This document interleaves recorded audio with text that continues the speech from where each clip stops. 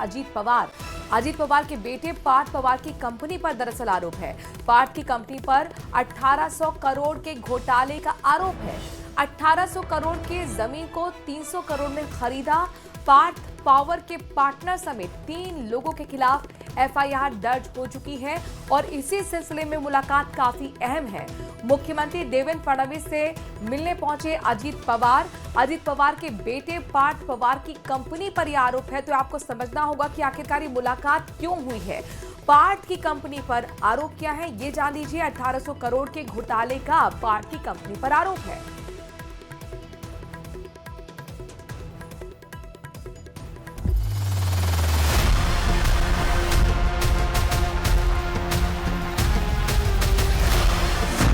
जमीन घोटाले में बढ़ी अजीत पवार के बेटे की मुश्किलें। 1800 करोड़ की जमीन 300 करोड़ में खरीदने का आरोप। लैंड स्कैम से महाराष्ट्र में महाकोहराम। महाराष्ट्र की सियासत में इस समय जमीन घोटाले के आरोपों से घमासान मचा हुआ है। महाराष्ट्र के डिप्टी सीएम अजीत पवार के बेटे पार्थ पवार पर पुणे में जमीन घोटाले के आरोप लगने से सियासी माहौल गर्म हो गया है।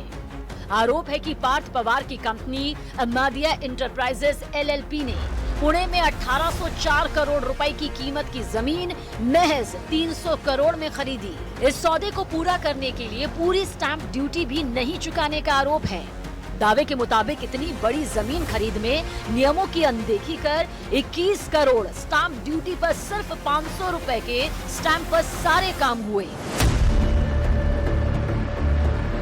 महाराष्ट्र के डिप्टी सीएम अजीत पवार के बेटे की कंपनी पर लगे सनसनीखेज आरोपों पर एक्शन भी हुआ। इस मामले में पुणे पुलिस ने सरकारी खजाने को नुकसान पहुंचाने के आरोप में एफआईआर दर्ज कर ली है। पुणे में हुए विवादास्पद जमीन सौदे में 3 लोगों के खिलाफ एफआईआर दर्ज की गई। जमीन घोटाले में दिग्विजय पाटिल, शीतल तेजवानी, रविंद्र तारू पर केस किया गया।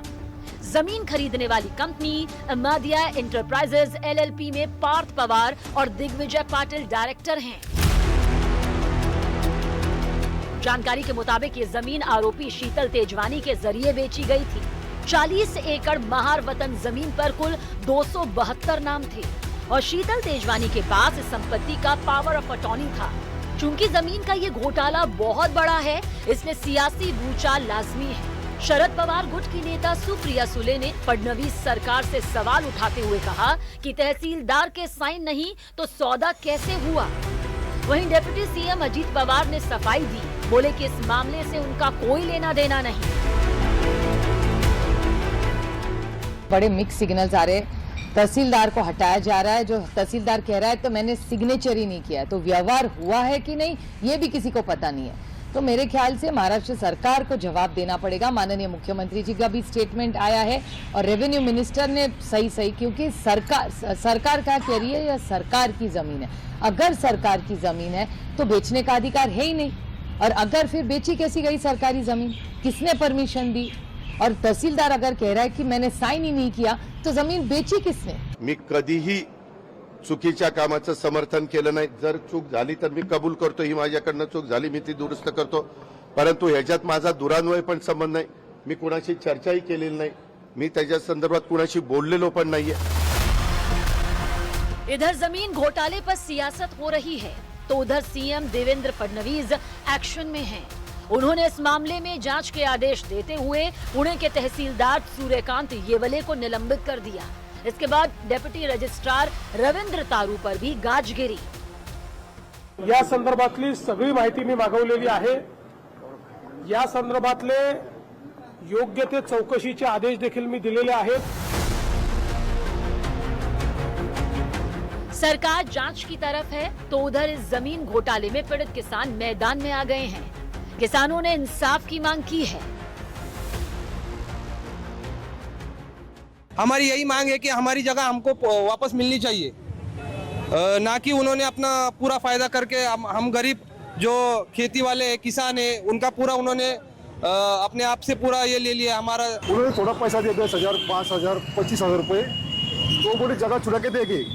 उन्होंने जगह नहीं छुड़ाया, इसका उल्टा उन्होंने हमारे पावर पैरनी का अजीत पवार लड़के को जो कंपनी है उसको बेच दिया 300 करोड़ में। ये मांग क्या रहेगी? मांग ये रहेगी जो अधिकारी है उनके ऊपर गुना दाखिल होने चाहिए, बिल्डर के ऊपर गुना दाखिल होने चाहिए और हमारी जगह आपको मिलनी चाहिए, ये हमारी मांग है। इस घोटाले के केंद्र में आए अजित पवार महाराष्ट्र के अनुभवी और प्रभावशाली नेता माने जाते हैं।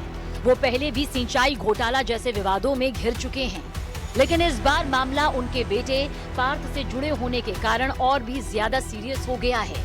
देखना होगा कि जांच के बाद महाराष्ट्र की सियासत में कौन बचता है और कौन फंसता है।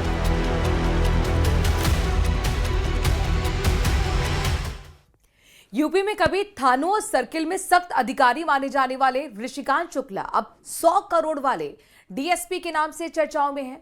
उनके खिलाफ जांच के बाद से पुलिस महकमे में हलचल मच गई है। देखिए रिपोर्ट।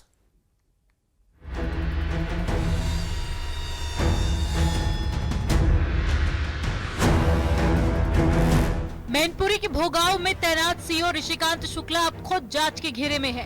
कानपुर पुलिस की एसआईटी जांच में खुलासा हुआ कि ऋषिकांत शुक्ला के पास करीब 92 करोड़ रुपए की संपत्ति है, जो उनकी आधिकारिक आय से कहीं ज्यादा बताई जा रही है। ये संपत्ति कहां से आई, इससे भी पर्दा जल्द हटने वाला है। उधर एसआईटी की जांच में करोड़ों का खुलासा हुआ तो दूसरी तरफ विजिलेंस टीम भी एक्टिव हो गई। विजिलेंस ने अब ऋषिकांत शुक्ला के खिलाफ औपचारिक जांच शुरू कर दी है। सूत्रों के मुताबिक संपत्ति का बड़ा हिस्सा बेनामी निवेश और रियल एस्टेट डील्स से जोड़ा जा रहा है।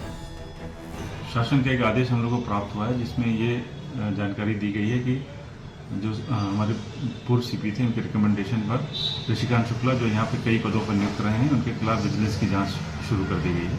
बाद में ये भी पता चला कि उनका निलंबन कर दिया गया है और उनका रोल पाया गया। उनकी संपत्तियों की जब जांच कराएगी तो अगल बगल के जिलों में उनकी करीब 92 करोड़ की तो संपत्ति मिली है और अन्य भी जो एसेट्स मिले हैं उनकी जानकारी एसआईटी ने कमिश्नर साहब को दी। कमिश्नर साहब ने उस पर सहमति जताते हुए उसको डीजीपी सर को विजिट किया था।